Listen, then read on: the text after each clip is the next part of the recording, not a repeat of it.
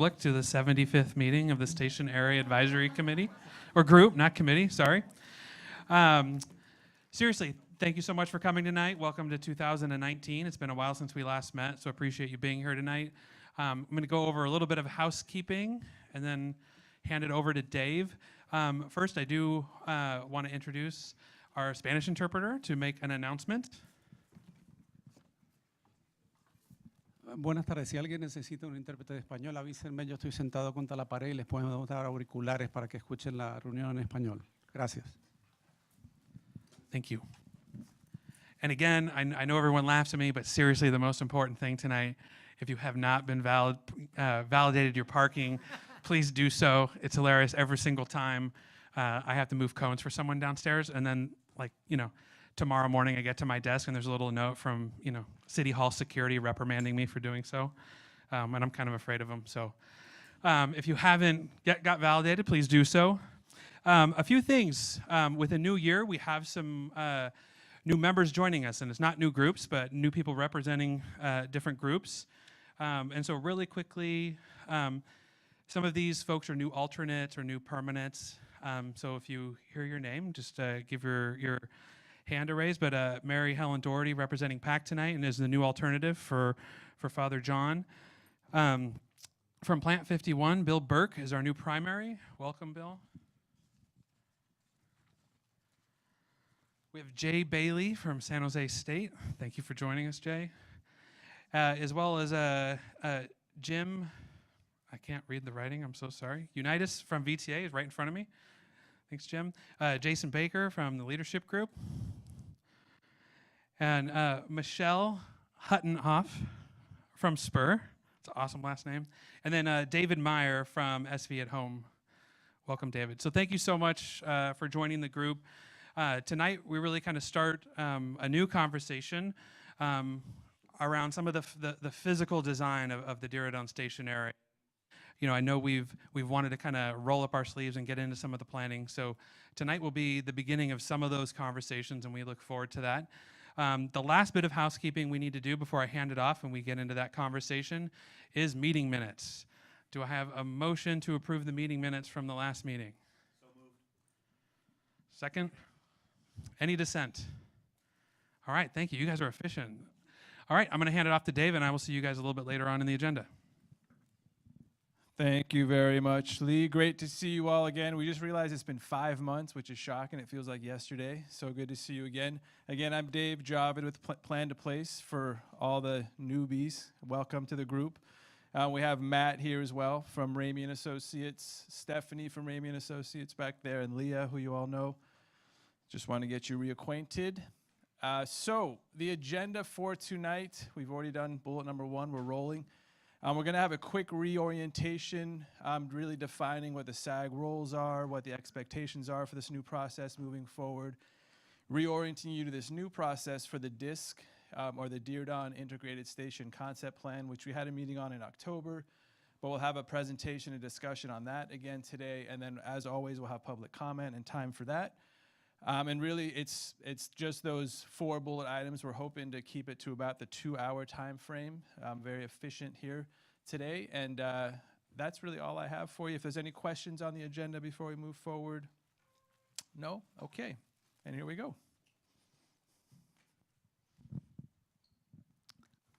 All right. So to kick off the reorientation, we're just going to look back very briefly at what happened in 2018.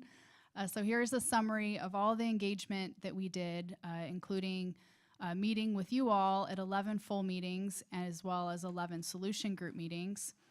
We did a variety of public outreach events and set up a project website that got over 20,000 page views. And we documented all the input we heard from not only your group, the SAAG, but also the general public. And we compiled that into the report called the Diridon Station Area Civic Engagement Report, dated October 2018. So since then, we began outreach on the Diridon Integrated Station Concept Plan. I'll be calling it Concept Plan for short for the rest of the night. So we kicked that off with actually a SAAG meeting and a community meeting, and we will continue the focus on this concept plan through summer of this year. And we also updated diridonsj.org to make it very clear where you can find information on the concept plan or the Diridon Station Area Plan and Google project, which are in the city's domain. And we also set up a page called the Archive that has all the stuff from last year, all the meeting materials and the report, so you can look back for that information if needed. And the resource section has background documents as well. So at the December 4th City Council meeting, City Council approved a memorandum of understanding with Google and the sale of the former redevelopment properties and the fire training sites. They also approved the option for Google to buy the ABC lot conditioned on an acceptable parking arrangement with the Sharks. So the MOU sets forth the guiding principles to collaborate on a future master planned mixed-use development in the Diridon Station area and to negotiate a development agreement that would include a community benefits plan. And the desired outcomes in the report directly informed the MOU, specifically the vision, shared goals, and community benefit sections in the MOU. And we also just want to emphasize that the input that you all provided last year, as well as the general public, has informed Google's early thinking about their project and provides a foundation for the ongoing work that they're doing, as well as the city. So, oops, here's my clicker. The next few slides provide more detail about what the MOU actually says and the additional city council direction that they directed as the condition of approval, and show how your input has been incorporated. So first off, the MOU includes a section on community benefits and states that the plan will consider these community priorities.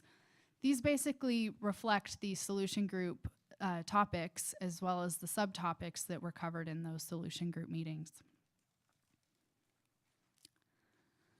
So City Council added more specific direction on the community benefits plan related to affordable housing, educational opportunity, and job training. So this is some text pulled from the approved council direction. They also asked for staff to return to council next fall, so that would be this fall, with a plan for residential displacement and to explore strategies for small business displacement. So we all know that housing was a big focus of conversation last year. So to highlight what the MOU and council direction said on this topic, first, it specifically calls for funding to build and preserve affordable housing to address displacement.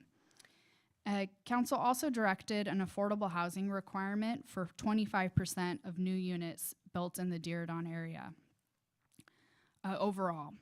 And so this would include housing for a range of income levels that would both be integrated with market rate development as well as through standalone projects. So another big topic was on jobs and education. And so the MOU includes these 3 shared goals related to that topic. And so these strongly reflect the conversations that we had last year. So for example, it includes local hiring goals, prevailing wage for construction workers, and partnerships with local schools. Just to highlight a couple things in there. So what's next after that approval? So Google is beginning to prepare its planning documents, and the city is preparing to receive an application from Google for a mixed-use plan sometime this fall. So the city will review and process their application in conjunction with updating the Diridon Station Area Plan and negotiating the development agreement. The process will involve adding development capacity, assigning new land use designations to the ballpark site, changing the land uses for other sites, and aligning the Diridon Station Area Plan with other adopted and ongoing plans, such as the concept plan. And it will also involve environmental review. So we are thinking that the City Council will consider approval of the Station Area Plan update, the Google mixed-use plan, and all associated decisions at the same time. And so those are the decision points are shown on the right side of this slide here. And the city's expectation is that the community benefit contribution would be premised on the additional value accruing to Google created by these decisions. So the city is anticipating a 2-year review process from the time we receive an application to that mega city council meeting. So we will conduct community engagement throughout this time frame, building upon the input we received during the original preparation of the station area plan, as well as the input we collected through the 2018 civic engagement process. So that will form the basis. So the MOU and City Council provided specific direction related to civic engagement. First, we will be providing at a minimum periodic reports to you all until the project approval stage. And in developing the community benefits plan, the city and Google will consider the shared goals in the MOU, the input provided to date, and subsequent input. And so that will include convening this group to discuss the final development agreement prior to City Council's decision.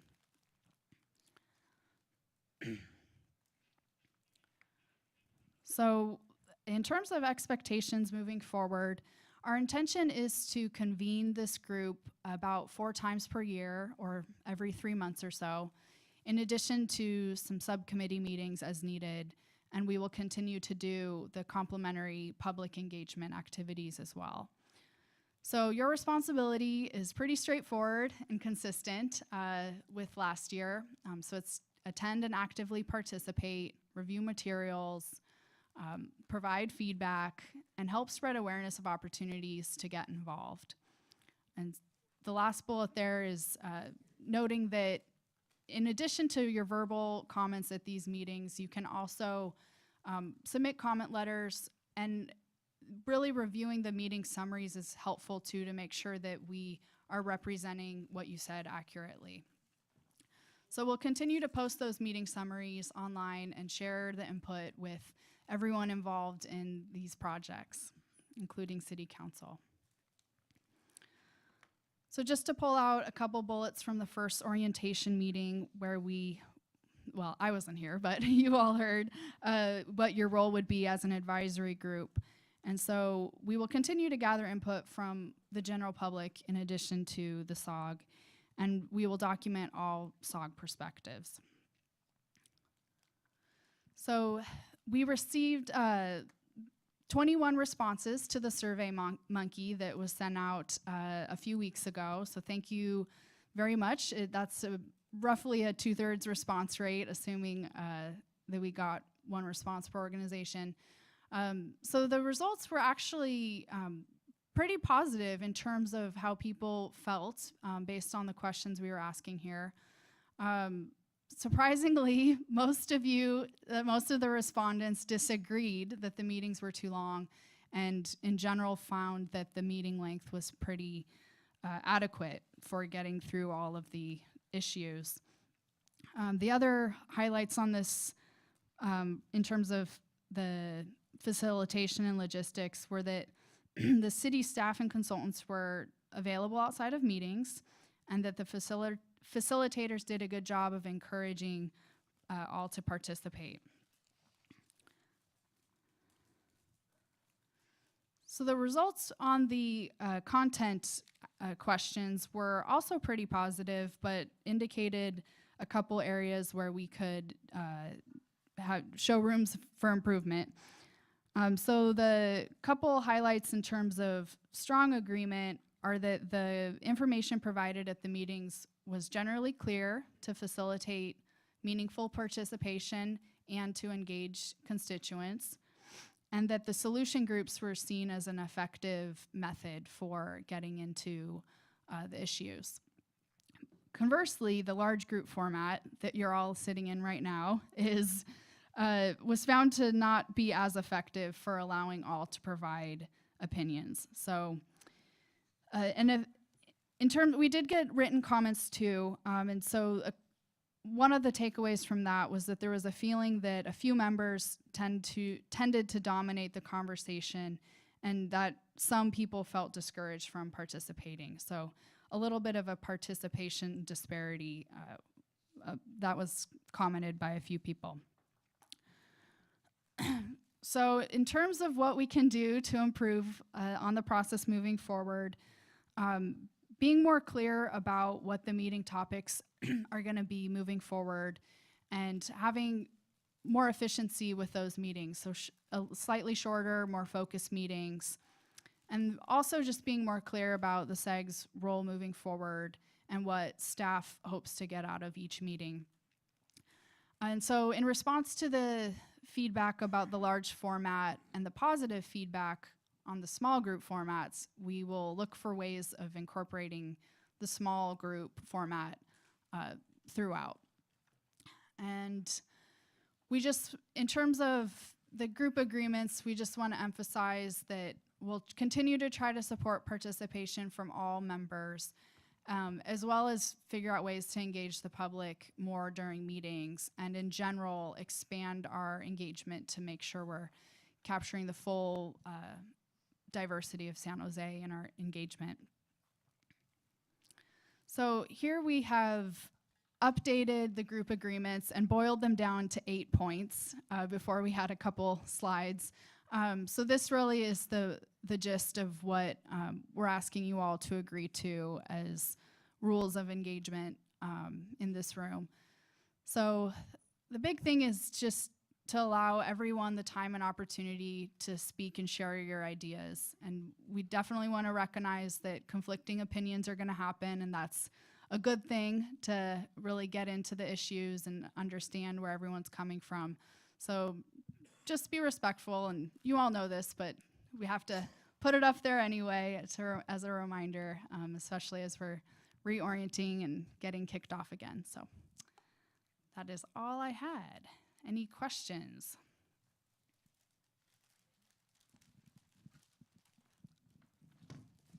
So as before, when if anyone wants to ask a question or speak, and for those who are new, what we've asked people to do is to put your name tag up like this so that we can see, and so we're not all speaking over each other. So Jim, do you want to start? Just kidding. Okay, Glenn, and you need a microphone.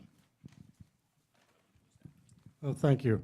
I appreciate the summary of information. One of the things that I thought we ought to also point out that isn't specifically addressed in the slides is that since the last meeting, Google has actually closed on the purchase of the Sarah properties. And so therefore, the first tangible benefit of this to the general public is that school districts, the county, the city, water district, library district, et cetera, all of the taxing entities have a total of another $62 million this year. Thanks, Glenn. And again, I will reintroduce myself. I'm Matt Ramey with Ramey Associates and co-facilitating with Dave. As people speak, if you could, he's got my phone. If you could please state your name and your organization before so that it's recorded and so everyone here can know who you are. Okay, Madison. Eddie Trong with the Silicon Valley organization. My question has to do with some of the city council directions with the affordable housing requirements and changes that have to do with general plan amendments. Is the intention that staff will simply work on the general plan amendments for council approval, or will you throw it to the 4-year update for the general plan review committee?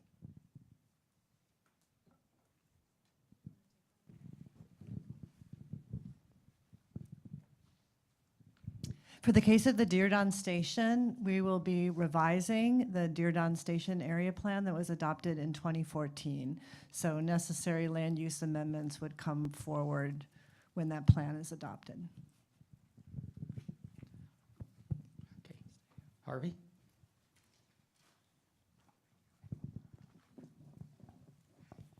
Harvey Darnell, North Little Glen. Thank you very much for all the work that you've done along the way. I just want to remind staff, one, looking at the list of responsibilities for the group here, is that we review all the documents.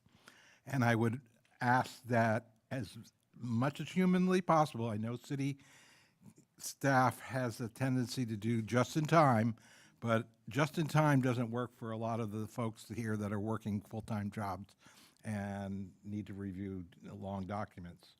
So if you want us to really review the documents in detail, please get them to us as timely as possible. Okay. Thanks, Harvey. All right, next, Jeff. Thanks. Jeff Ozea with Google. Thank you for the presentation and the process update. I think that's really good. I just wanted to make an announcement that as we revamp our team, we've made a pretty significant hire of Alexa Arena, who everybody in here will get to know. She brings a lot of experience at the district scale. So she's going to be our district director for San Jose. She'll report to Joe Van Bellingham still, so you'll still see Joe around every now and then. But she brings a great experience from projects like Uptown Oakland and Pier 70 and some others. And so she'll be engaging with a lot of this group, individually and elsewhere in the process for over the next, coming years. And just wanted to let everybody know that you'll be seeing a new face on our team helping to lead things. So that's it. Okay, thanks, Jeff. Any other questions or comments from the group before we move on? No, you're all good? Okay. Oh, yes, Bill. Thank you, Bill Sellers from the Downtown Residents Association. I got in here a couple of minutes late. I apologize. I'm looking at the expectations and the role, and I am not seeing where we participate deeply in community benefits development or negotiation. And I just, at some point, hope we have a conversation about what our role is going to be in community benefits negotiation. Great. Do you wanna, Kim or Lee?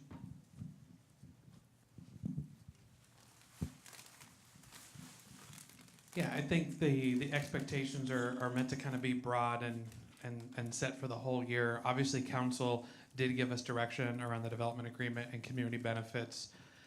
We've been able to meet kind of individually with several of you to kind of do a deeper dive than just the survey on how things went and start a conversation on how we bring that community benefits development agreement back into this group, as well as kind of some of the outside community engagement that we've all been directed to do and we've talked about in the past. So I'd say that is a to be continued. We're still trying to think how that happens, but it'll actually, this will be coming back into this group at some point in time. Again, as Jeff mentioned, they're going through a reorg and bringing on new people to think about what that district looks like. So we're giving them some space to figure out what that plan looks like and what the numbers are behind it before we really do a deep dive into it. So we're going to spend a little bit of time talking about what that looks like at a future SAAG meeting.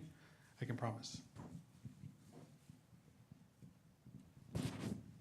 Okay, thanks, Lee. Jeffrey. Jeffrey Buchanan with Working Partnerships. Do we have any indication of roughly what time, by what month we expect the development application to be brought forward?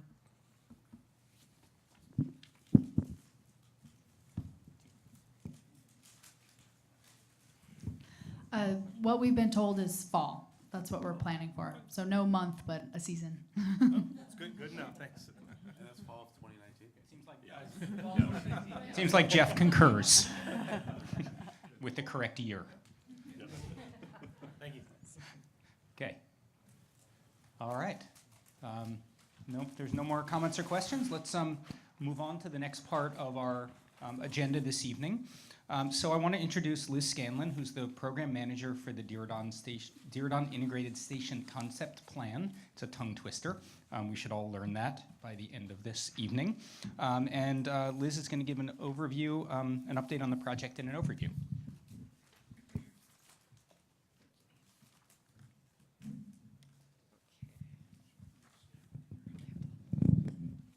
There There we go. Oh, you can hear me now. Okay. Get our slides in. That's okay. Okay. Thank you, everybody. I am Liz Scanlon. I am the program manager, as Dave said, for the Diridon Station Integrated Concept Plan, and we're going to give you a little bit of an overview of kind of where we're at with some things and talk about kind of where this project is heading, and then we have some things that we'd like some feedback from you all on. So with that, just a reminder, I think we were here in October, when's your last meeting, to present and introduce our consultant team. This is a joint effort by the California High-Speed Rail, Caltrain, VTA, and the City of San Jose to sort of co-create a vision for the new San Jose Diridon station. What will the station look like in 2040 in the future? And we've brought on board Arcadis and Bentham Crowell. So Arcadis is a US-based firm who's also bringing us expertise from the Netherlands. And Bentham Crowell is an architect from the Netherlands. So we have an integrated sort of project team that brings American experience as well as some international experience, and we're pretty excited about them.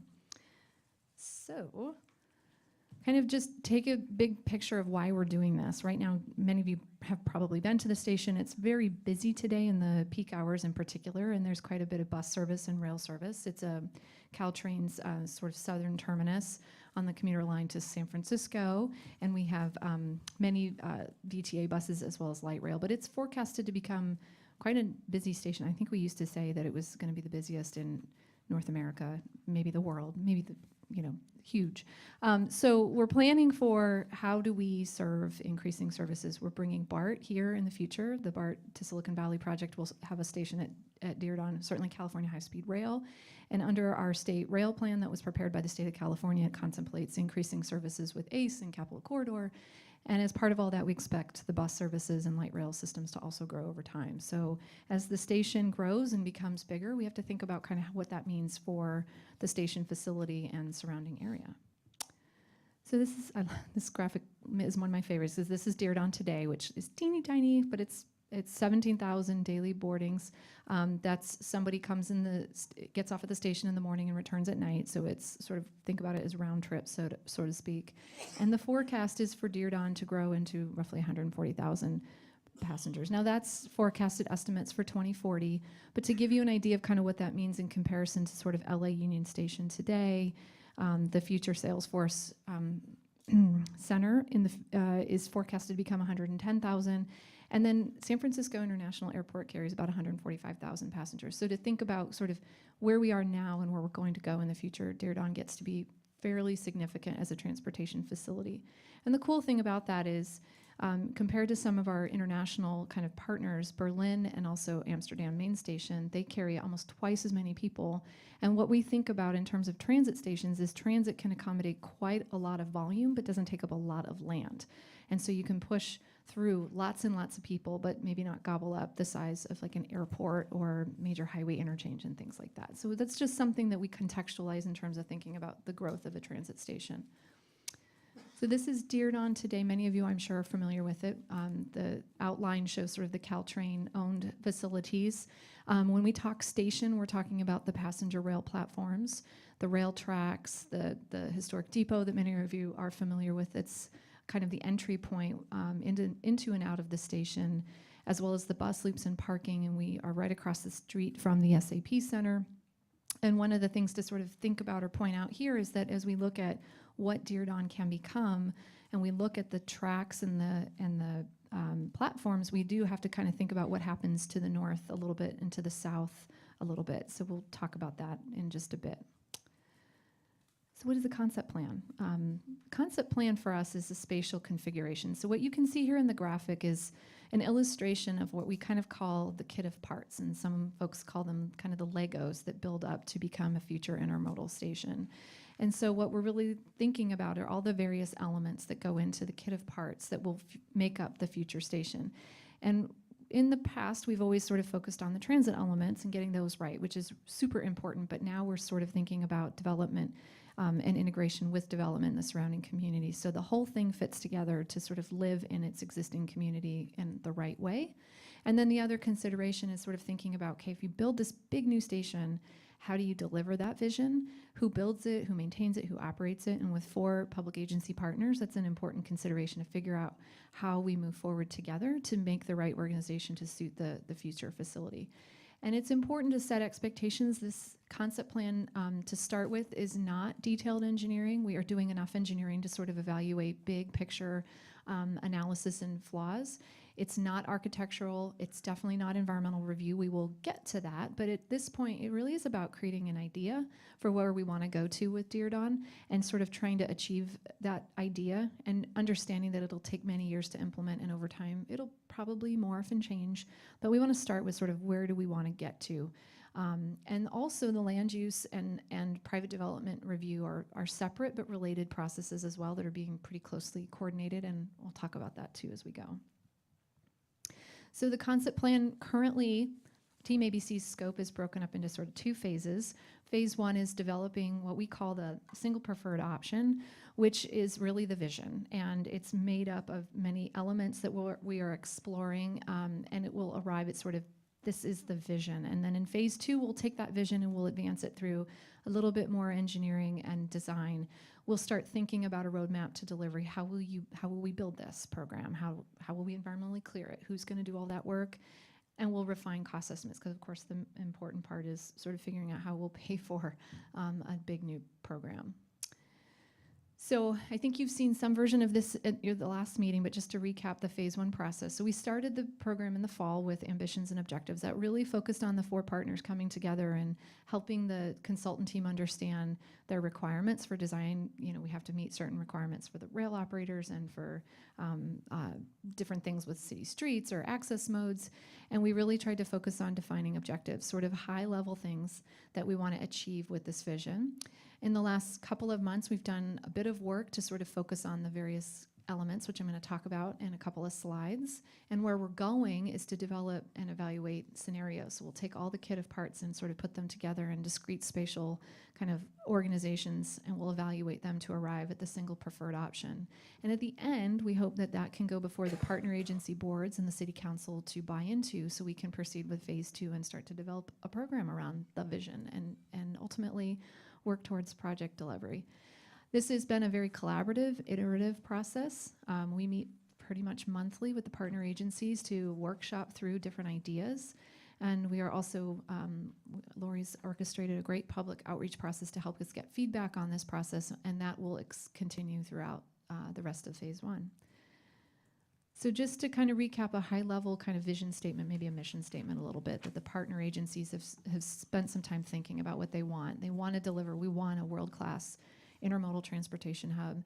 We want it to provide seamless customer experiences, both for moving between transit modes, but also to move between the station and the surrounding communities in downtown San Jose. So this sort of sets the high level, kind of what we're trying to get to with this spatial planning program. And these are key objectives that the partner agencies have sort of developed and are using as sort of their touchstones to look at the different elements. So building kind of the blue icons indicate the more design and maybe architectural elements in terms of making a compelling vision, something that people want to fund and want to use in the future, that it's a really kind of one of those spaces in the world that people say, oh man, have you been to San Jose Diridon Station? That's really cool. We want a multimodal but integrated and human-centered station, right? So a station that people can easily use and translate, and it doesn't feel like a kind of a no man's land or a big space that's not kind of very human-centric. And we want it to be a catalyst for the urban environment, which attracts the right kind of development and attracts the right kind of uses in the station itself, but also in the immediately surrounding area. We want to see it as a destination. What does that mean? It means somewhere people want to go. I sort of hear people talk about other stations in the world as, quote, the front yard of that city. You want the station to become somewhere people like to be. And then future-proofing, flexible, adaptive. We know things are going to change over time. So to the degree that we can think through how the station can evolve into something different in the future. And the icons on the other side, the orange icons, sort of speak to the different organizational thinking. So this is more about kind of how we coordinate internally and externally with stakeholders, how the partners and the partnerships with different stakeholders form, and then of course funding objectives and risk management at the end, ultimately. So I'm going to just kind of give you the highlight of outreach we've done to date, and I'm going to kick it over to Lori. She's going to tell you a little bit about what we've heard. We did present, as we mentioned, to this group in October. We had a community kickoff meeting in December, which was a fantastic event and sort of started the community process. San Jose State, their Master of Urban Planning, did a capstone class project on Diridon, which was fantastic. We have a website, so there's information starting to flow. And then recently we did present to the Diridon Joint Policy Advisory Board, which is a subcommittee of VTA's board, and we did a fairly lengthy update with them. And we then presented to the City Council and the partner boards and agencies, keeping the decision-making bodies abreast of where we're going and what we're doing. We just completed that in early February. So with that, I'll turn it over to... All right, so on this slide and the next one are some of the key themes that we're finding from community input. And so this is based on the input we gathered last year throughout 2018, as well as from the kickoff community meeting on December 10th. At that meeting, we asked for reactions to the vision statement and objectives that were on the previous slides here. So first off, in no particular order, the station needs to work well for the passenger with seamless connections between transit services. So this really speaks to the frustration that many people have using transit in the Bay Area now, which is sometimes the schedules aren't as coordinated and the fares aren't integrated. And so there's a desire for just the station to work well at its core. In terms of identity, the station should function as a community hub with activity 24/7. So this reflects an underlying desire to make the area feel safer and more vibrant with interesting things to do. There's also a desire to create a world-class transit hub and a regional destination in and of itself. So that's is one of the objectives that was reaffirmed through our recent community engagement. Also, we're finding that people want the station to be a source of pride for San Jose and reflect its history, diversity, and innovative spirit through a variety of things like its amenities, the public art, affordability, design. And we have heard interest in preserving the historic depot building. In terms of access, the station should be easy to get to from anywhere in the city with a focus on pedestrian and bicycle access. There's also concerns about having sufficient parking for station users, especially during the construction periods and until travel patterns have adjusted per our long-term goals. So there's a desire to make the bus routes and light rail efficient and help bring people to the station, and a desire for us to plan for future modes with a direct airport connection as well. And we've heard concern about ride-sharing services adding to congestion on neighborhood streets. In terms of connectivity, there's a desire to improve the pedestrian and bicycle access or links across the tracks and provide safe and inviting ways for people to move east-west, connecting the neighborhoods to the station. There's also a desire to link the station to the trail network along Los Gatos Creek and Guadalupe River. In terms of development potential, community members recognize the valuable land around the station and there's a general desire to see that used with high-density transit-oriented development, which would increase the number of people that live and work near the significant transit hub as part of the city and regional growth strategies. So not everyone talks about that, but there are some community members that really see that benefit. In terms of revitalization, there's a desire for the station to contribute to an active street life, providing opportunities for public spaces such as the plaza. This reflects the general interest in increasing community gathering spaces and having an interconnected network of safe and well-maintained spaces for the neighborhood. We've heard about equity, specifically related to the transit station, in terms of maximizing accessibility for all transit users, maximizing affordability for the riders, considering all the different user needs, such as by providing late night services, and considering gentrification effects of improving transit and catalyzing investment in the area, and a desire to promote inclusive development and avoid displacement. In terms of the neighborhood effects, there's concern about effects on residents and businesses from the track alignment and the station itself, such as visual and noise impacts. Specifically, we've heard concerns about the potential high-speed rail alignments through the Gardner and North Willow Glen neighborhoods through this process and the concept plan process, but also through high-speed rail and Caltrain processes. So in addition to potential property impacts from adding a third track, there are concerns about increased train traffic exacerbating negative effects associated with at-grade crossings, such as those related to safety, noise, traffic circulation, and emergency access. And with respect to sustainability, there is interest in having the station minimize impacts to the environment and to use green building techniques. And last on this list, one of the themes is about fiscal responsibility. So some people are concerned about the potential costs to taxpayers, and there's interest in the decision-making process with a desire for transparency and accountability, and for consideration of long-term operations and maintenance, not just construction. So that is the community theme overview. Cool. Okay. Okay, so we're going to talk a little bit about the elements and the sort of this, what makes up this kit of parts that I referenced earlier in terms of Diridon. So what you see on the screen in your, I think you have it in your packet, are the sort of a honeycomb. And at the top part of the honeycomb, if you will, the darker green or the darker colored items are sort of the areas we've been really pretty heavily focused with the partner agencies in the last couple of months. And sort of at the top of that list is the heavy rail tracks, which this is a photo of Diridon today.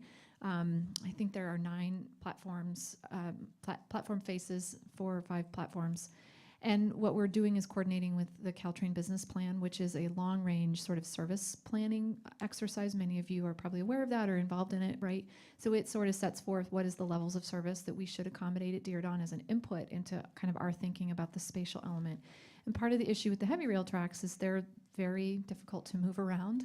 They are sort of the 100-year investment, because once you start tearing out platforms and tracks, it becomes a fairly expensive and intricate operation. So we really want to kind of think through getting right the amount of space needed to enable the capacity for the future, but not overbuilding it such that it sort of destroys or impacts some of the community character, right? That's the balancing act we're sort of juggling.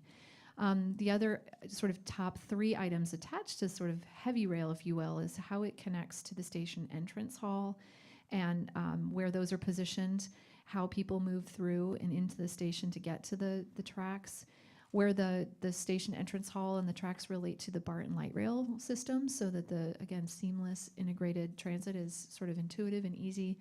And then kind of the concept for all of that connecting through concourses and platforms. And you can sort of see in the imagery that other stations across the world have really been thoughtful about this. So we've been spending a lot of time sort of figuring out some of the elevations, the vertical, the sort of where the tracks are on the ground or in the air or below, and I'll talk about that in a minute, and then how that relates to kind of the station configuration.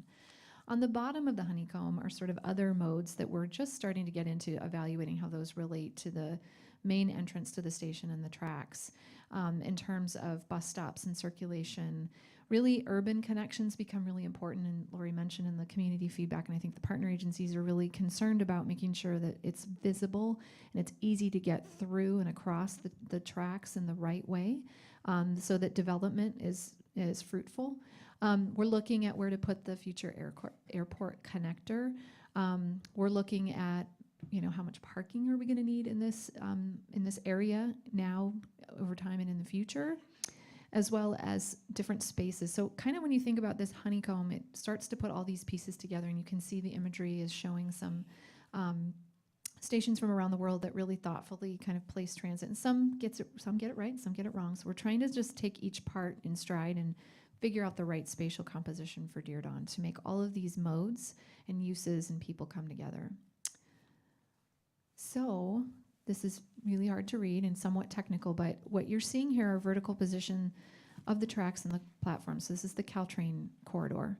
And what you've got in front of you are 6 main sort of concepts that emerged, and we've looked at a lot of things. There's been a lot of idea generation and a lot of things that get talked about and maybe looked at, but maybe are deemed not totally useful to this.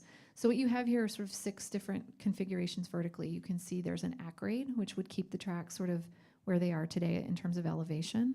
There's the high aerial where the electrified services could be up in the air, and the legacy operators, which is ACE and Capital Quarter and Caltrain, could be still at grade. We looked at something that would recess all of the tracks, which would sink it sort of into a trench, and then maybe development could be built across or over that or around it. We looked at what we kind of call the slightly elevated scenario, which is roughly putting the entirety of the tracks and platforms about 25 feet in the air. And then we looked at a couple combination of stacking and tunneling. So some of the electrified services would be in tunnels, some of the platforms and tracks could be raised, and some of them could be at grade. And so we've played around with a lot of the vertical components here. Where do we kind of put the tracks and platforms? And we're operating on roughly a 10-track, 5-platform. And when I say platform, platforms typically have 2 faces. So you'll hear some of us say 10 platform faces. That means there's 5 actual physical concrete platforms. And that's sort of the planning level scenario we're looking at. So what has emerged is carrying forward in this planning process, in this visioning process, the at-grade and the elevated vertical position for the Caltrain corridor. The other options are still out there. We call them dormant, so they sort of went to sleep until we determined that these 2 don't work. But these show the best promise to meet the objectives I talked about earlier in terms of creating a good vision for Diridon. So this is sort of helps us narrow down the world. It's very difficult to keep multiple 6-track kind of configurations alive as we start thinking about other components that I'll talk about. And so we've just whittled things down at this point. Doesn't mean other things couldn't reemerge later if we find for some reason these don't hold any promise any further. So in terms of the station location, so the center we talk about as the center of gravity. Where do you kind of emerge and enter into Diridon Station, which currently you do that through the historic depot, right? And so we've been looking at a couple of different locations, and this is in relative kind of configuration with the vertical elevation of the track. So one option is we keep it right at San Fernando, kind of oriented at San Fernando Street, which is kind of how it is today. And one option could be that we maybe the main entrance of the station moves farther north towards Santa Clara. So that's interesting because that could coordinate a little better maybe with the SAP and with the BART entrances that are planned in their environmental document. But I will say that kind of a trade-off of this is that all of those platforms and rail facilities have to also move farther north. And so you start to get into some kind of northern and southern track alignment issues when you start moving those track and platforms pretty significantly to the north or to the south. So that's one area that we're going to be exploring is what does that look like, or what does that mean if those platforms all shifted a little bit to the north. And then one other option that we thought about is maybe you sort of split the difference and you put some kind of station entrance that's slightly, I think we call this oblong or abstract, or I forget what the term, oblique, thank you, that's the word that the architects use. And so this would mean that the concourses and the access points up to the platforms are sort of diagonal to the main station entrance. But again, what we're trying to figure out here is, one, how does it relate to the vertical relationship to the tracks, but then also how does it now start to integrate into the urban form? How does that relate to the BART stations? How far of a walk is it to go from the commuter rail or high speed to the BART entrances? How do we connect on the west side into the neighborhoods, right? What makes sense for a western sort of more residential feeling or neighborhood feeling station entrance? And so these are now the things that we're starting to kind of explore. These are the 3 main ideas that meet the kind of high level objectives, and we're going to be filling in around them to kind of explore access, bike and ped. How does the light rail interface with some of these that may or may not have to move? And how do we configure maybe the bus service around the 3 sort of station location options? So phase 1, the process, I talked about this at the beginning, and just to reorient us to where we're going next. We are in the middle of developing evaluation criteria for eventually what we will use to screen scenarios into a single preferred option. And that's really what we wanted feedback from you all tonight, is kind of thinking through with us as we start to develop a potential evaluation framework. And so the partner agencies they are working on this. We are thinking about it. So you're getting a bit of a sneak peek into their world right now, and hopefully can help us think through that we've captured all the main points that one would use as we think about kind of how to evaluate eventual scenarios into some single vision. And so the possible criteria here on the screen, there's 7 of them that have emerged that seem to make sense from a high level. And what we'll just do is quickly walk through and I think talk a little bit about what each of these mean. So operational requirements. So what we think about when we think about operational requirements is we have to meet the criteria for the rail operators. We have minimum standards that must be met. The balancing act is to make sure that we're future-proofing to the degree that we can guess the future, and that we're also balancing how that interfaces with the urban environment. And so we're thinking about screening criteria that would get at how we measure the various scenarios against each other that achieve sort of this robust operational needs, but sort of balances, how it relates to the how each scenario relates to the urban fabric. In terms of multimodal integration, again, we want seamless, fast transfers and connections. We want this to be human-centered. We want it to be easy. So we're asking ourselves questions about a criteria that would get at maybe walking times between transit modes, or maybe different ways of measuring, how the scenario performs relative to all the various transit modal needs, and that's commuter rail, high-speed, BART, buses, and walking and bikes and peds. So access kind of gets at how do we screen and think about getting in and out of the station at a micro level, but also at a macro level, like access points, bike and ped points that come into the station at a more macro level. And how do the scenarios work better or worse for access points around the community, but also through downtown San Jose or to and from downtown San Jose? So urban integration, I think what's really important to the partner agencies is the station functions really well, first and foremost as an intermodal transit center, but also that it really blends seamlessly into the urban neighborhood, and that is changing as we speak, right, as we think about the future. And so how do the scenarios sort of affect active street life? How do we measure kind of east-west connections? What is the identity that each scenario might enable? And so we're kind of thinking through a criteria element that gets at kind of better or worse for urban integration in terms of the right thing for San Jose. For development potential, we're thinking about things that would explore sort of logical and sensible, that the project leaves good development sort of available to us, that we don't create any weird sized parcels. We think about maybe how we could better integrate in the urban fabric. What you're seeing on the screen is a photograph from the Netherlands. That's actually a rail line that they've built buildings and cute little work-life spaces into the rail corridor. And so what are the potential that these scenarios enable for future development of all scales? And finally, neighborhood and environmental effect. And what we think about here is sort of the benefits and trade-offs. We know that there's going to be tremendous benefits to many with this program, and that there will be some that will bear maybe some of the direct effect. And so we're trying to sort of sort through a criteria that would evaluate the scenarios based on direct effect, minimizing the need to move existing buildings or, impacting the creek or what have you, as well as indirect effects that, some things might be intangible and might have a visual effect, for example. It's not something physical, but it does affect your view corridor. And then finally, implementation considerations. So this kind of gets at, is it constructive? Are the scenarios constructible? Or are we going to create a vision that's absolutely not buildable in the future, which would be very unfortunate? The partner agencies really want to make sure we come up with something we can build and achieve.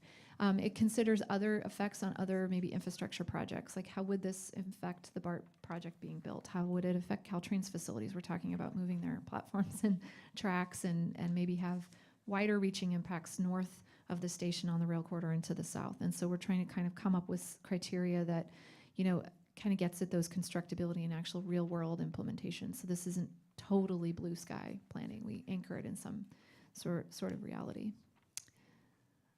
So we're going to come back to the criteria in a couple of slides, but just to reaffirm or sort of restate, there's a lot. I think that it's really important to understand this is a vision. So it's a big idea, and it's going to actually bring forward more questions than it answers in phase 1 and phase 2 potentially.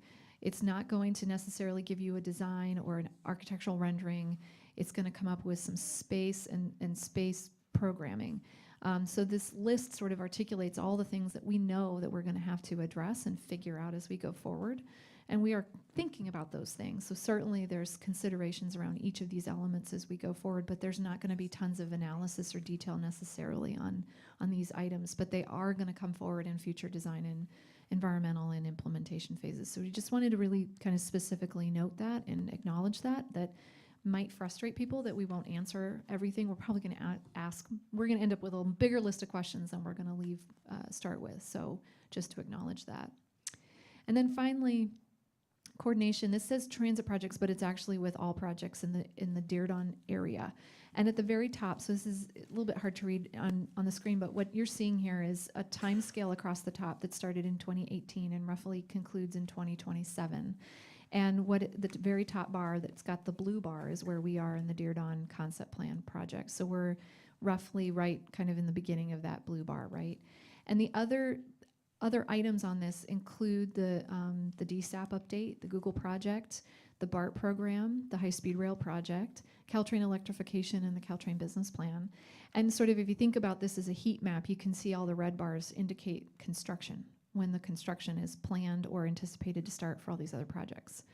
The yellow lines are engineering processes, and the green ones are sort of environmental clearance. And you can see that we're in a blue box, which means we're in the planning phase, and we're not quite as far along in terms of program for engineering and construction as the other programs, which can pose challenges. And we fully acknowledge that BART is moving faster than the concept plan is. High speed is in environmental clearance, and they've moved and had quite a lot of detail. Caltrain's building electrification.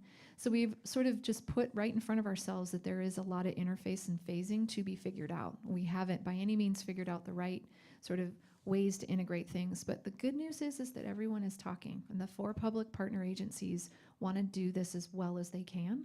And so they're very much talking about where there's areas of consternation in terms of, well, I might need to know where something's going to go sooner than you can answer that, and how are we going to figure that out? So we're just starting that conversation, but this is to just sort of illustrate that there's a lot going on, and we know that, and we're trying our best to sort of talk to each other about the realities of phasing and how things are going to come together as the programs all advance.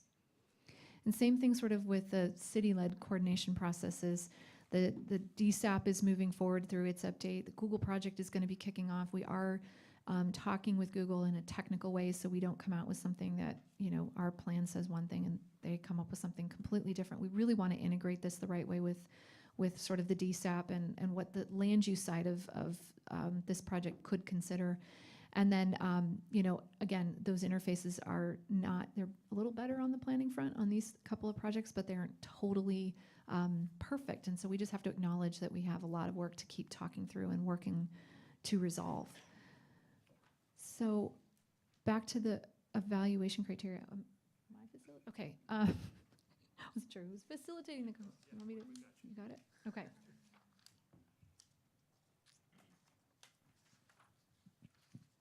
Are we all set? Yes. Okay. Stop talking now. Thank you so much. So before we transition to the next section where we're going to have a nice big discussion with you all, I want to remind the public to go ahead and turn in your comment cards. If you do want to have a chance to speak after this part, we'll give you a chance to speak as well. And with that, Matt, do you want to jump in and we kind of tag team this? Yeah, so thanks for the presentation. There was a lot of information there, obviously. And so I think what we should do kind of moving forward in this next part of the sort of the Q&A and discussion is let's start with sort of clarifying questions about the presentation or the process moving forward. Again, there was a lot of information.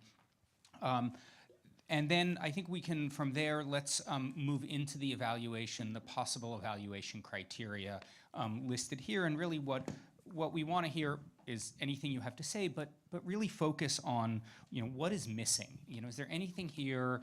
Did you not hear anything that you expected to be here or you wanted to be here in these evaluation criteria? The second is what's important to you. Is there anything that really stands out as being more important than other things? And then are there any other benefits you think we should be thinking about with these evaluation criteria? And a lot of this really comes down to what Liz presented on before, which is this concept of vertical and horizontal, where the vertical is the location of the tracks and the horizontal is the location of the station. And that's what we're going to be kind of moving forward with initially, and then using these possible evaluation criteria to understand the pros and cons of each of those different options. With that, why don't we go Why don't we around? Yeah, why don't we start here with Dan? Okay. You can have the microphone there. Is it on? Yes. I'm just curious how all the access points and entrances and all that sort of stuff seem like they'd be extremely critical with what Google's trying to design and put together. Other than the city being one of the 4 agencies, how is that coordination happening? That's great. Yeah, I can start, and then I'm also going to invite, if the public agency partners are here, if they want to chime in, just give me the look, and I am happy to turn it over. But there's been a lot of discussion with all 4 agencies about kind of their future plans. The city's been important in that in terms of roadway network, bike ped pathways, but we've been really coordinating closely with VTA as well as Caltrain and High Speed in terms of kind of understanding how many people are we talking about pushing through the station and what are the current modes of access and how does that translate into the future. So I think they're all bringing their technical experts to the table to kind of weigh in on what is the future of the light rail might look like and how does the bus system sort of relate to this. And there's been a lot of iterating with primarily VTA in the city, I think, on some of the access modes, but certainly Caltrain and High Speed are weighing in terms of what they think future ridership might need in terms of parking or bike capacity and those kinds of things. Does that answer your question, or does anyone else want to chime in for me? Just a clarifying question. Not really. No, I just meant more just specifically with all your entrances, things like that, with the Google project. How is it not just the 4 agencies, but how are the 2 projects really coordinating to make sure that they match up? I mean, Got it. we're close enough together in terms of schedule to not totally sync up. Seems like a real waste. Yeah, no, that's a really fair point. We've been concerned about that as well, right? That like I mentioned, that Google, we come out with conflicting plans. So our design teams have been talking to each other. Just recently, they started sort of a process to kind of coordinate and talk about what we're thinking about, what we're seeing, and what kind of Google's imagining and envisioning. So that's happening actively. And so the intent is very much to collaborate in a way that the plans work in concert with each other and don't come out with something, which you're right, would be very wasteful to have something that is totally in conflict. So we're working through that with Google. Thanks, Liz. We'll go to Harvey and then to Jeffrey. And please remember to state your name and association, please. Harvey Darnell, North Willow Glen Neighborhood Association. I really want to thank you because I love what you're presenting. I like the possibilities and creating an integrated station, creating a station for the future. But I'm concerned that you are limiting your evaluation criteria to the amount of land that you're going to use at the station area and not considering if you do what I think would make sense and making it a through station, sending trains, all the trains south, looking at the amount of land that is taken out of adjacent neighborhoods. Also, the number of trains that currently come through my neighborhood are maybe 24 a day, and there's a potential for jacking that up to 140, 150 trains. And when I talk to the high-speed rail folks, they say, well, we're not going to do that many trains.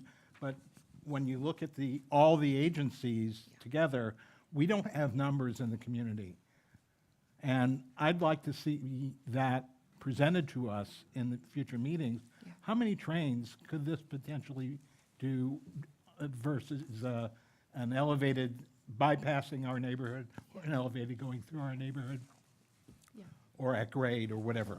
Yeah, no, that's a great comment, and thank you for bringing that point up, because I don't think I articulated clearly that I sort of referred to the station, right, but you have to look north and south if we start messing around the platforms and the tracks. So one of those items we are absolutely exploring is what happens to the south of Diridon through Tamian Station and Point South as the sort of track has to run out, and we are evaluating kind of vertically, if we're up in the air already, how does that work going south in terms of, potential aerial structure or staying at grade? And so we'll get to see in future sort of scenario presentations what the benefits and trade-off evaluation that we are doing. And I think what would be helpful is we can think about how criteria will measure those things, right? And are you considering the move of CMOF from north of the station to south. Yeah, all of that's on the table for sure, because the whole system, the Caltrain corridor has to work as a system. And so when you No, I sort of pull a understand. thread, right, you have to move some things around. So yes, we are looking at CMOF, and we're looking at different impacts to the track elevations and things. How does the freight interface? And you asked about number of trains. One of the points I mentioned is the coordination with the Caltrain business plan. So there's these separate but related processes, and I don't want to sort of kick a can to a different direction, but that is an input to us, so we know what are you thinking about for the future, so we can look at what that means for infrastructure. So that's been a pretty intricate iteration as they look at different growth scenarios on the Caltrain corridor. How do we look at that in terms of the infrastructure needed for Diridon? And Diridon means from fairly far south to north of CMOF. So does that help, Harvey, to clarify? It does. I'm concerned because out in the community, I'm hearing, well, there could be 250 trains a day.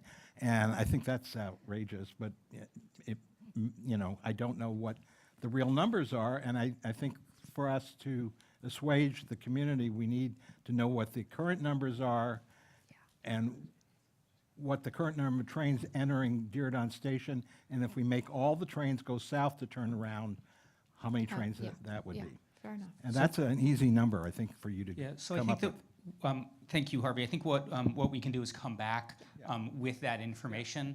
And we also, heard very clearly that you want to make sure we're not looking just at the station itself, but the broader system of how the trains move through the area. Correct?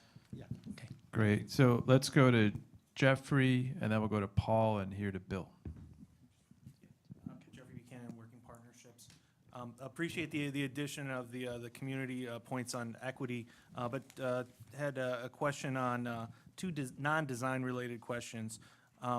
So in terms of the governance and the financing plan, what is the timeline for making a decision on what that partnership organization looks like? And then similarly, what's the timeline for developing the financing plan? Just because I'm seeing in terms of, as we think about timelines, the decisions on the DSAP, that's going to run into 2021.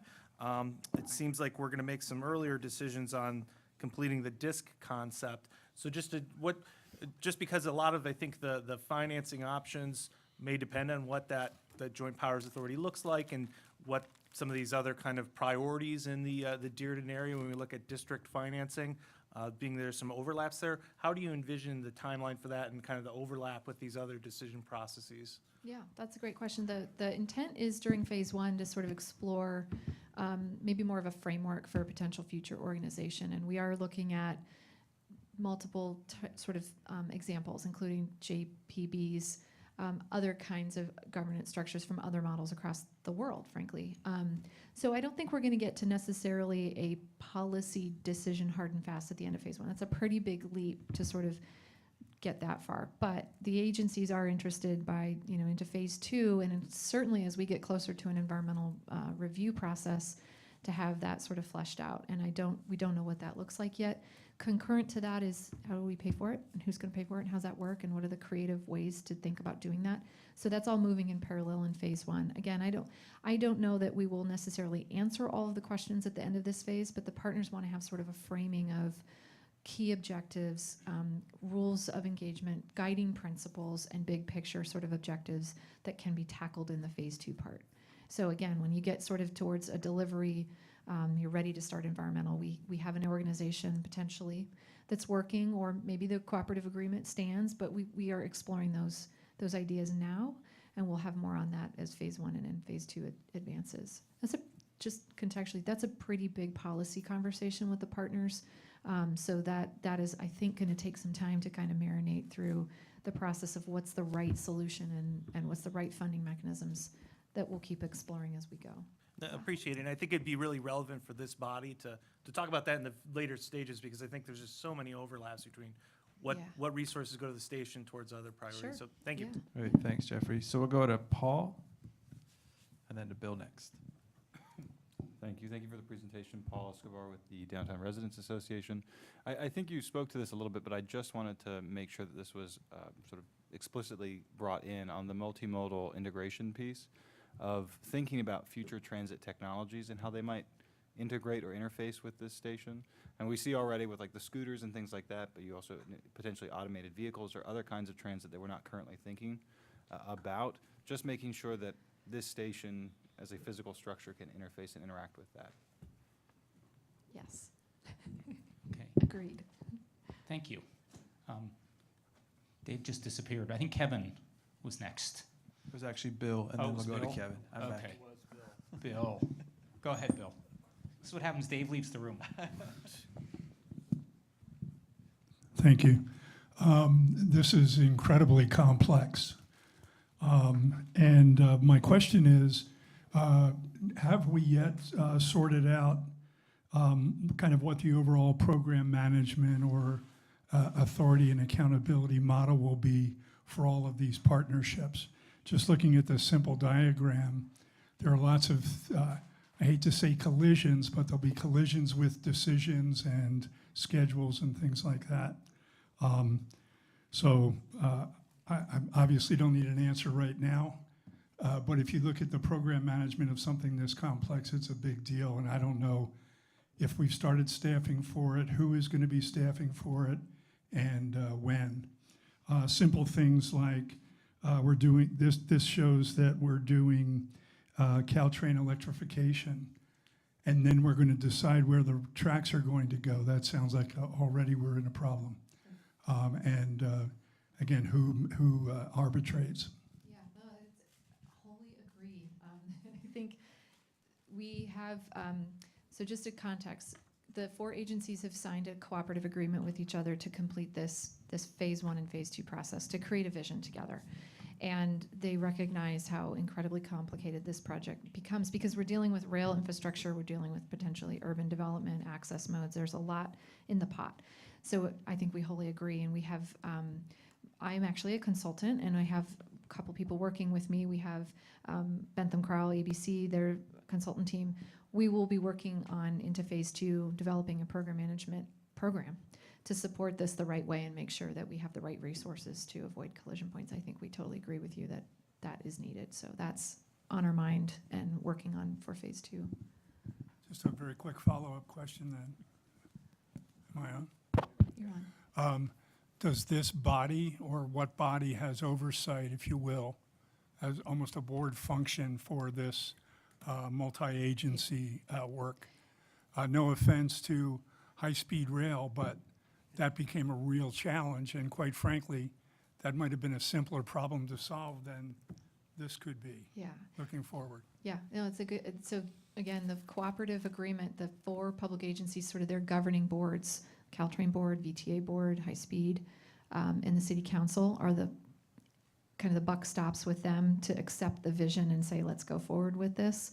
Part of the organizational work is to explore an organization that has some decision-making authority or not, or how does that work? How do you bring the 4 partners together in a way that's effective and allows the program to move forward? But they will all have to give up a little control to do that, which is, that's why I say it's a complex policy conversation. And so we have to be thoughtful about how we do that. But I absolutely agree, you have to have someone who's at the end of the day accountable to money spent and decisions made and answering how we're going to get from today to 2040, right? Yeah. And Bill, we think we need a t-shirt made. Diridon Station Planning Collisions with Decisions.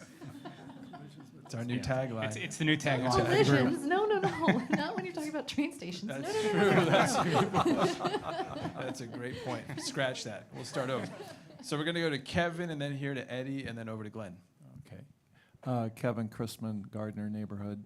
I was going to wait to say this until you got to the second phase, but it seems relevant. And before I forget all this stuff, I got to get it out in my senior brain. As a neighborhood who will receive direct effects, which we were talked about a little bit here, and then going through and looking at the nice little slide where you have Diridon today at 17K, and then by 2040, 140K. I imagine you're not going to do this build out all at once. It's going to take a fair amount of time to do this. And as a matter of fact, the high-speed rail has already started to give Caltrain money to electrify a section of track through the Gardner North Willow Glen area, actually, and farther beyond. But we've already started to hear the construction noise and such like that, and it's a real concern because I know that maybe present actions don't necessarily bring about what the future will hold, but the railroads have not been a very good neighbor to us in the past, and we'd like to improve that relationship. But in saying that, what's going on right now is you're electrifying a track through our neighborhood. At some point, if high-speed rail gets to do what they want to do, they're going to have to start looking at things.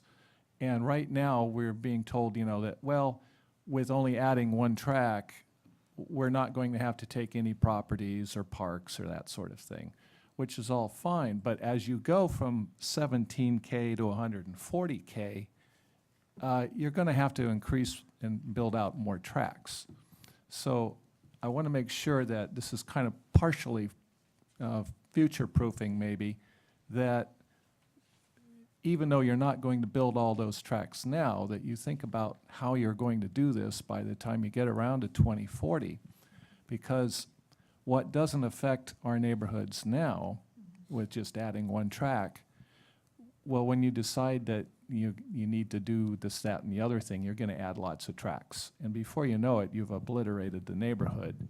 And it's kind of like the little red dots there. I kind of feel right now like the movie Bambi versus Godzilla, that we're going to just get crushed in this whole thing. So there needs to be a plan of how you're going to build out all of your tracks, because it's nice to be able to tell us that we're not going to take any properties in phase 1, but what about phase 2, 3, 4, and whatever, X? What happens then? And Kevin, do you want to give her a chance to respond to that? But Okay. I'm getting to the end. But I just want to make sure you understand that well, I'm sure you do, the size of this project, and that you need to decide to put your tracks in a place that are not going to obliterate a neighborhood in the future.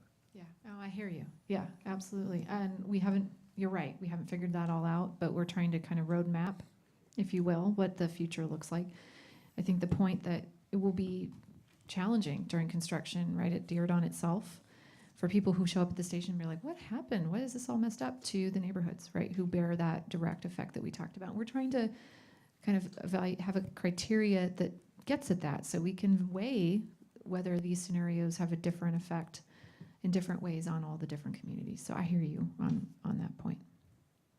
Did you want me to answer more or get in more specifics? Is that good? Okay. It's going to be an For now. ongoing There's- theme. Yeah, I'm sure it will. Yeah, I mean, we'll keep We're going to keep have a lot talking more about it. discussions on this, but just, I want it out there. You got It also seems like it could be part of the evaluation criteria. Yeah. So it's not just the end game, but how we get to that end Right. game over time. That's why I was wanting to say, wait for my comment until we But get to that. But appreciate it's that. the same thing I said here can be said in the next section. Yeah. For sure. Thank you. So we'll go to Eddie, and then to Glenn, and then to Leslie. Thank you, Eddie Trung with the Silicon Valley organization. First of all, thank you so much for the great presentation. I have two feedback comments on number 2, the multi-modal integration. I think one of the things that would be really important to consider would be to have increased bus service as an opportunity to really increase ridership. But more importantly than simply the different types of transit options, one of the things that I really encourage staff to really consider is to have an outcomes focus when it comes to transit options. And what I really mean is the number of jobs going in and outside of the downtown core, there should be some kind of a metric where staff is trying to measure the number of round trips in and out of the downtown core. And the reason I bring this up is because last year, SVO, we did a study mission to Seattle where we studied some of these similar transit opportunities. From 2010 to 2017, the downtown core added about 60,000 new jobs, but they were able to actually have about 75% of those downtown workers use public transit. And a major strategy of that was to use bus services. And I think that's something that I really would encourage staff to consider, that we don't leave out bus transit options off the table when it comes to the future planning of Diridon Station. Thank you. Yeah. Thank you, Eddie. Great point. We're going to go to Glenn and then to Leslie.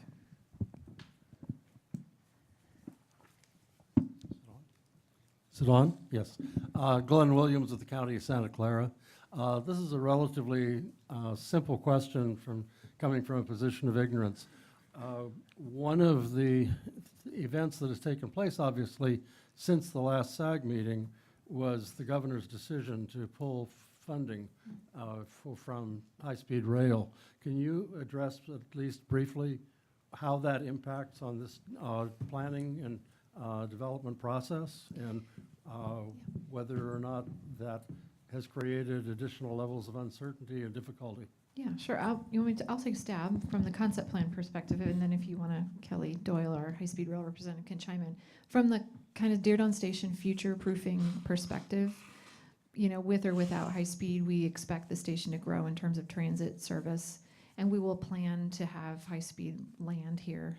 Maybe that's not the right transit analogy, but we will plan to have them here someday in the future. So I don't think from a kind of big picture, future-looking perspective, it changes much as our thinking. It might change what color trains are coming in and out of the station in the in the intervening years. So for us, we're still planning to make sure that the 100-year investment is sound. So that's kind of concept plan. And do you want to add anything, Kelly, or do you want to?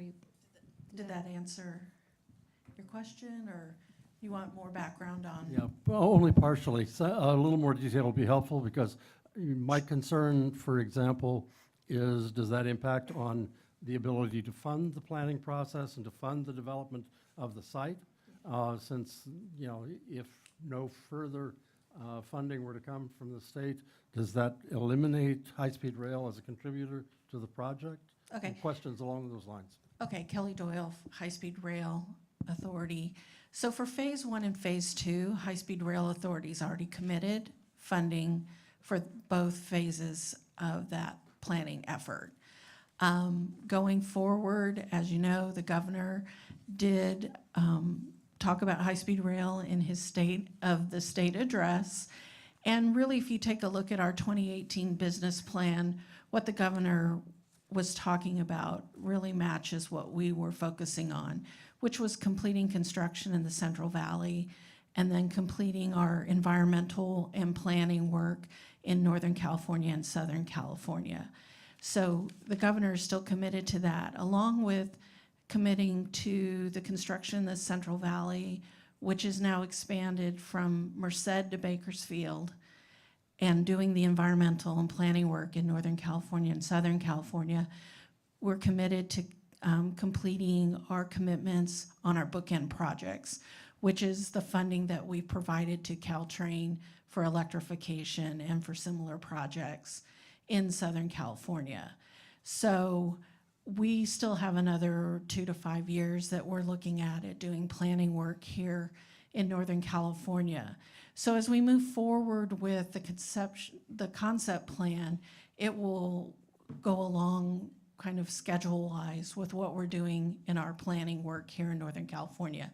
And as we move forward through the concept plan, all 4 agencies will be looking at potential future funding. So we're going to continue to be looking for additional funding for projects and moving forward after the environmental. So we're committed to continue to look for and work with our partner agencies on figuring out how to fund the rest of the concept plan into a master plan environmental work moving forward. So we'll be joining with them to look for grant funds or other opportunities that we have.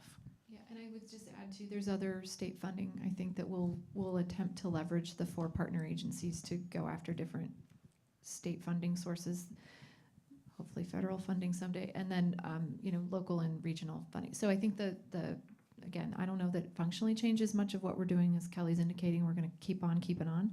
And as the organizational part of this work formulates, we'll be looking at all sources and how the partners can go together to kind of seek those sources depending on anywhere that they can come from.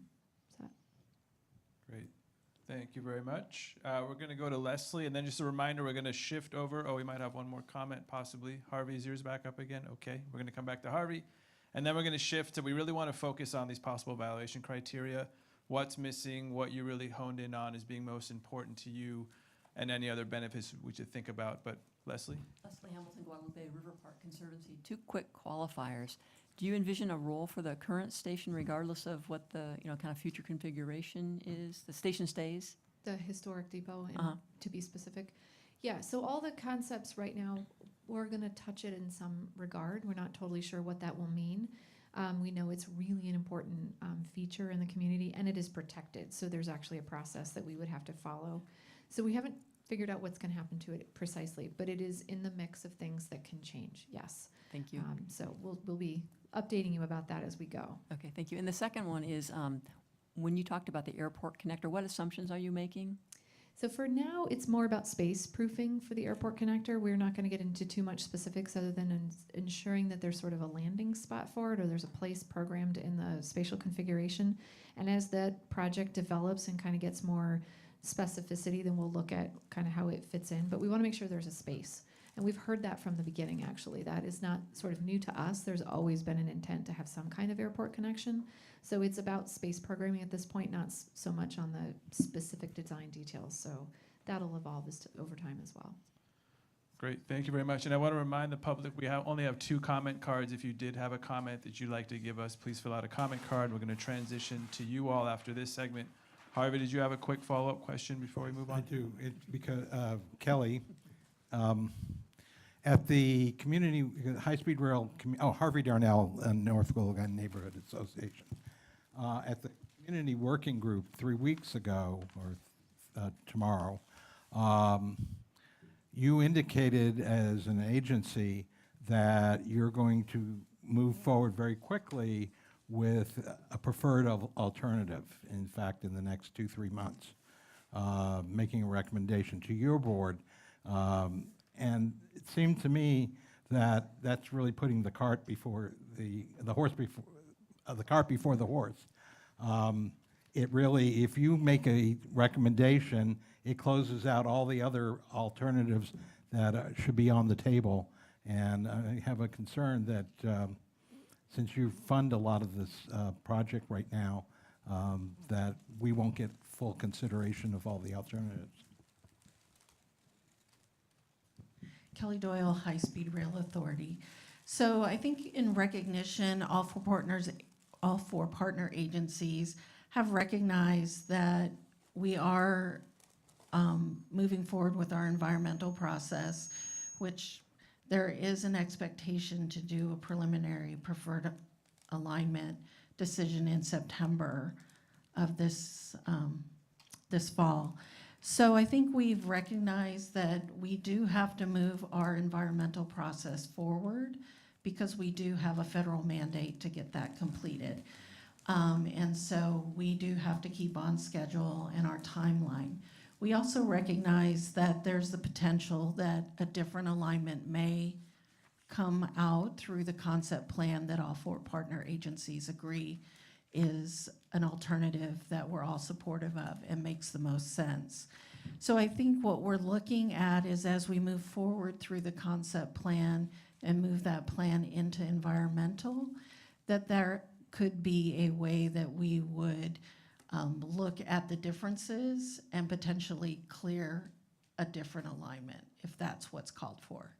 At that time, we would utilize this, we would come up with a strategy of how to handle that in the environmental process that would need to occur with the Diridon station update or concept plan.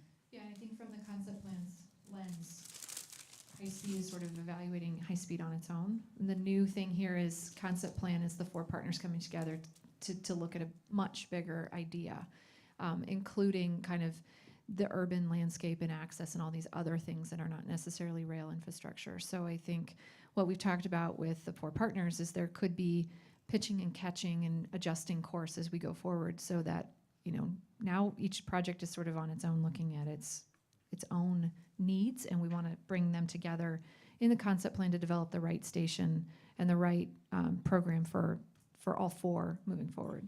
Is that Right, helpful? so what we are doing through our environmental process is just clearing how we would bring high-speed rail into Diridon. So it doesn't really take into consideration any of the changes that would come through the concept plan. So we Well- would work through up at the next environmental process or. But you will be clearing the approaches, and that's what we have concern with. Sure. Is that we clear sufficient approaches so that we can do a full station Yeah. and not affect the neighborhoods as much as your current value engineered alignment is going to create. Appreciate that, Harvey. Thank you. We have one more question from Jean. Jean Cohen with the Building Trades Council. Just two short points. As the JPA governance structure is being developed, it would be helpful maybe to consider how the opportunity of a project labor agreement really helps to achieve some of the city council direction goals that you laid out in one of the slides from December, specifically around job training opportunities and also around protections and opportunities for small and disadvantaged businesses. I know the San Francisco Transbay Terminal has a model that you might want to look at. And then the other item is just as you're looking at the different methods to address the last mile connection challenge, I hope that you'll bring back the downtown dash shuttle. I think that that's a great opportunity to think about connecting different neighborhoods to the new station. Thank you. Thanks, Jean. Let's switch gears here a little bit and talk about the evaluation criteria. Again, I think what you heard tonight was sort of a high level, sort of the preliminary ideas of what the evaluation criteria could be. And what we want to hear from you first is there anything that from what you heard, is there anything that you felt like was missing? Are there any topics, any key points that you want to make sure, other than what you all have commented on before, that you feel like should be included in the evaluation of the station concepts? The second is what's important to you, and then again, are there any sort of other benefits or issues you think we should be thinking about with this? Okay. Now you have a chance. Who wants to think start? Here we go. Kathy. Kathy. Thank you. Kathy Sutherland from Delmas Park. One of the things that I'm not sure is up there is financial or fiscal stability and funding for this. Thank you. Thank you for that. Any other thoughts? Yes. Ken. Ken Caveney, SAP Center at San Jose. Thank you for the presentation. Wanted to speak a little bit about the parking. I see that it's indicated as a detail to be addressed in a later project phase, and I wanted to share with you information we've shared with both City Council and VTA. Just want to make sure that you're aware that we believe that there's some work to be done with respect to Phase 1 and Phase 2. Phase 1 specifically, we believe that parking requirements for 4,000 to 6,000 vehicles are appropriate and required to be included in the preferred plan. And with respect to Phase 2, an unconstrained parking analysis ought to be part of the project scope. And then with respect to I think what we're calling the horizontal alignment that was presented today, the Santa Clara Street option versus San Fernando.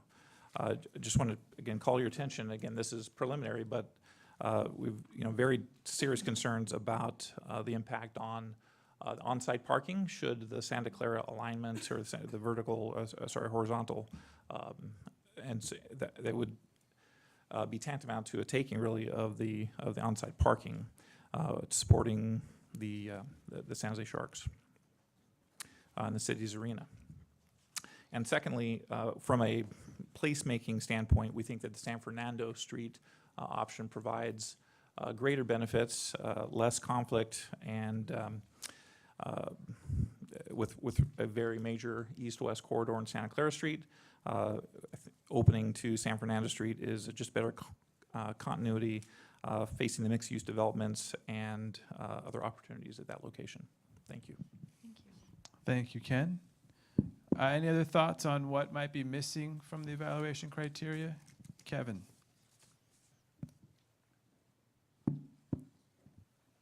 I just want to, Kevin Chrisman, Gardner Neighborhood.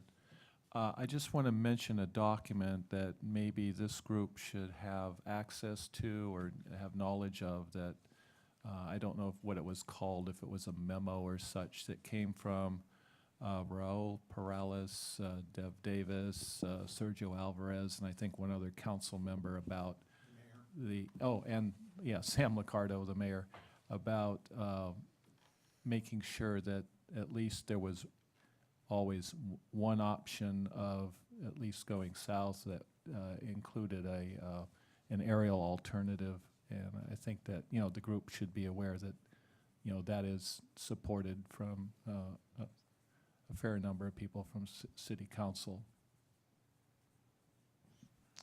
Thank you, Kevin. Any other thoughts? Again, we talked a lot about this, or you all already mentioned it, but anything that stands out to you, this evaluation criteria, that's maybe most important to you? Jeffrey? Jeffrey Buchanan, Working Partnerships USA. In past discussions about development potential, the conversation from staff, at least in the couple of presentations I've heard, have focused on commercial development. I know the city is certainly very interested in that first rung around the station around commercial development, but I think here in the SAAG we've talked quite a bit about the benefits in terms of transit ridership, of supporting below market rate housing near transit centers. And so hopefully, as we're thinking about massing and the remaining public lands for VTA and Caltrain, certainly VTA's current plan on joint development really prioritizes below market rate housing. I know Caltrain is in the process of developing its own plan and thinking about what does below market rate housing mean for Caltrain joint development. So hopefully as we look at options, thinking about are there innovative possibilities that the design ultimately gets us closer to goals of addressing displacement and gentrification, the kinds of issues that certainly we've talked a lot here as a body about, would appreciate that. Thank you. Great, thank you, Jeffrey. Norma? I was looking at the existing criteria listed there, and you have neighborhood and environmental effects. But I think that putting those things together, that environmental, or let's say habitat preservation and restoration, is going to get lost in the shuffle in that. And if we could pull that out as a separate issue, I think that we could focus on that as the development progresses, because you have both the Los Gatos and the Guadalupe that are going to be impacted by this development. Great, thank you, Norma. Yes, Mary. Mary Helen Doherty with PACT. When you were mentioning urban integration, you noted, let's see, blending into the neighborhood and street life. I think you mentioned something else as well, but I know we all know that the train station is a public space. And when we think about it being a public space that has access to all of our public members who are downtown for different reasons, I'm assuming you're thinking of the people who are unhoused and who also would consider that a space that they could use as a member of the public. So is there a way you're thinking about that as well? Certainly thinking about, Lori, chime in if I stumble here, but definitely thinking about, yes, public spaces and equity amongst sort of how to use and distribute that public space, certainly. And how the scenarios may do that better than others, right? So, what do the public plazas look like? What does the green space look like? How does each scenario enable that public space so that everyone can access it, and everyone being all residents and users of the station, right? So yeah, we're gonna get into a little bit of that, but I think what we're thinking about is just a good quality public experience for everyone, right? Great, thank you very much. Harvey. I want, Harvey Darnell, North Willigan Neighborhood Association. I want to make sure that the comments that I made earlier are incorporated into the criteria. Yes. So I don't want to have to repeat them. You got it. I No. wrote them down. Okay. Thank They're you. all being recorded, Harvey. Right. Thank No, you no, very no, much. I- Ed. it's but they are seen also Yes. as Definitely. a basis for criteria. Definitely. Yeah, I think Okay. we covered a lot during that initial I discussion. want to second what Norma said about environmental, having been the one that championed the daylighting of Los Gatos Creek, and in changing that environment, I want to make sure that the Guadalupe River and any walkways that are created around it are environmental and conform to fairly strict riparian corridor criteria. Thank you. Then the other thing I would, in terms of public spaces, I met with the San Jose Light Tower people about 2 months ago and asked them point blank why they were considering Arena Green rather than a landmark, world-class structure at Diridon Station. And they said, well, because Diridon Station would take way too long. Well, I would disagree. I think that we need, that kind of world-class public art or whatever they are proposing, and rather than taking open space next to the Guadalupe River, we should be putting it within the Diridon Station area. Great. Thank you very much, Harvey. Thanks for that. If there aren't any more comments, we're going to go ahead and transition now to the public comment section. Is that okay with everyone? Then we'll have a quick next steps to talk about what's coming from here.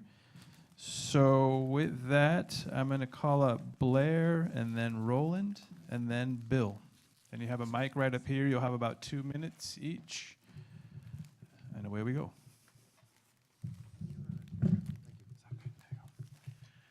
Hi, thank you. First off, I really wanted to thank you for all your work you've done over this past year. I think what you guys proved to everyone throughout the country was a really good process, and I think it had to impress the bejeebers out of everybody. And Amazon has to totally change their tactics back east at this time, and we've just done a real remarkable thing. I hope that in considering how the voting went on December 4th, that we can consider ourselves as a more liberal thinking society, and we can improve ourselves about how December 4th could have been different. From there, I'm worried about issues about the recent ideas of San Jose City Council building the ideas of the airport and new height sizes for buildings. And the mayor has started a new campaign almost, and it's like, it feels irrational. It feels greedy. It feels that he has to use so much overconfidence to sell the item that it's doing something irresponsible. And I'm very, very worried in how they're talking about it and acting on it. They may have some honest ideas and honest formulas, but the logic they're using is frightening, is worrisome to me greatly. And they want to create a San Francisco. I think we need to create ourselves as an idea of San Jose and what can be San Jose's future, and not have to totally be like a San Francisco. I mean, we can replicate some things, but finally, I had a few more points to make about community trust issues. I really like the words of Jeffrey Buchanan today, wanting to start on actual plans of what could be actual working business models, I guess, of how you can work. At this time, I think can really lay some good groundwork in how you're thinking and how we're all, how things can coordinate. And with that in mind, that way you can develop community land trust ideas, public trust ideas that have been so interesting to people, I think. And finally, I had another point to make, if I can think of it really quickly. Once again, I can't say enough how much I can thank you for the work you've done over the past year and the example that you've made for the rest of the city to follow when they need to. Thank you. Thank you very much, Blair. Next is Roland. Our clock isn't quite working, so we're keeping track here on his cell phone. When you hear that amazing sound go off, that means we're right around that 2-minute mark. But the clock would start working as soon as Roland starts speaking. Anyway. I didn't say that, Roland. You did. So I know, I said that. So first question is the point that Dan made is why aren't Google and BART at the table? Aren't they our most important partners? Why are the other 4 partners looking at development potential? I thought we had agreed on a Google master plan for Diridon. If not, how could this possibly be an integrated plan? The concourse needs to go to the north. It's got to be adjacent, directly adjacent to Santa Clara. There is no need to move the platforms to the north to achieve this. The comment the gentleman made about the electrification being the cart before Diridon horse is in the electrification draft SEIR. The solution is trains that can go through construction zones without electrification. 6 years ago, it was diesels. We can now do this with batteries. The comment about what Governor Newsom just did. Essentially what he did, he grabbed all the funding we had between San Jose and Gilroy, which is, I think, $1.5 billion, and shifted it between Madeira and Merced. And this has profound implications on railway operations South San Jose, including the relocation of CMOF. But it will also give us an opportunity to develop a direct alignment between San Jose and Fresno without going to Merced. Last point, this is potentially a Brown Act situation. Harvey mentioned that you are getting some extensive materials to look at. I'd like to bring your attention that if a quorum of you receives that kind of material, you got 72 hours to make it public, or you've got a Brown Act violation. Thank you. thank you, Roland. Next is Bill.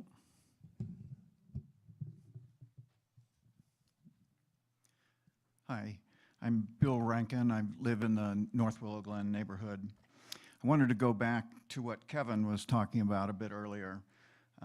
Perhaps if a third rail line is added through the neighborhoods, it might be survivable. But I believe if that third line is put through the Gardner, Gregory Plaza, Delmas Park, and North Willow Glen neighborhoods, there will eventually need to be a fourth as ridership increases and more trains are added, in particular if CMOF moves south. For that reason, I believe that any new tracks added should be over 280 instead of at grade, leaving the 2 tracks for freight and any emergency bypass. I believe that if a third line is added in the short term, it eventually won't be enough, and the railroad will need to add more in the future. The plan should be from the beginning that all passenger rail track should go over 280. Thank you. Thank you very much, Bill. Blair had just one last point to add. I remembered what I was going to say. This will take 10 seconds. I hope you can be kindly to our new governor and what he's going through with the high-speed rail situation, and that please feel that there are more options available besides the high-speed rail moving through San Jose. It can possibly go through another area. And I don't know how much that can happen, but just to put that out there for you as these negotiations go on, for it to be said openly, I hope it can help the situation. Thank you. Thank you, Blair. So with that, Lori, I'm going to hand it back to you to walk us through next steps. Is this still working? There you go. All right. So hopefully you all saw that there's a flyer out now for the community meeting on March 25th at the Gardner Community Center. Doors open at 6, and so this will be a similar presentation that you all received tonight, and the focus will be getting feedback on the possible evaluation criteria. We will be doing another round of policy body updates in early spring, so the JPAB and City Council and Caltrain VTA boards. And we're still trying to figure out the timing of the next outreach round after this month's activities. So stay tuned on that.